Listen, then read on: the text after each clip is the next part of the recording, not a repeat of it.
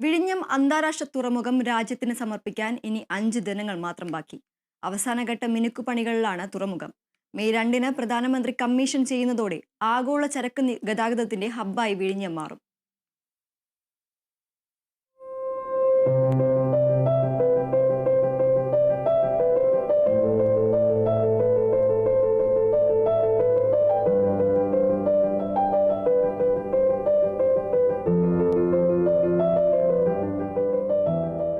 മാറ്റത്തിന്റെ തിരമാലകൾ ഉയരുകയാണ്.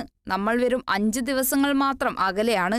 സന്തോഷം പങ്കിട്ട് തുറമുഖ കമ്പനി ഈ പറഞ്ഞ വാക്കുകൾ യാഥാർത്ഥ്യമാകുന്ന നിമിഷത്തിനായുള്ള കാത്തിരിപ്പാണ്.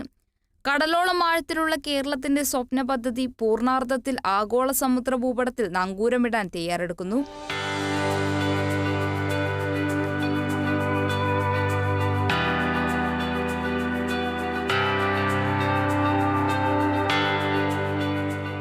ആയിരത്തി 1991 മുതലുള്ള ആലോചനകൾക്കൊടുവിൽ 2015-ലാണ് തുറമുഖത്തിന്റെ പ്രാരംഭ നടപടികൾ ആരംഭിക്കുന്നത്.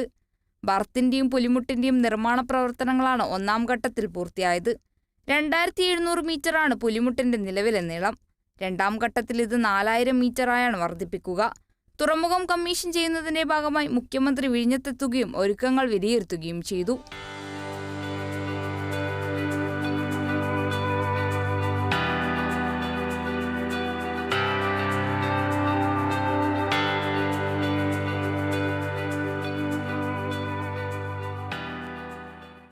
തുറമുഖത്തിന്റെ പ്രവർത്തനങ്ങളെ നിയന്ത്രിക്കുന്നത് ഓട്ടോമാറ്റിക് നാവിഗേഷൻ സിസ്റ്റമാണ്.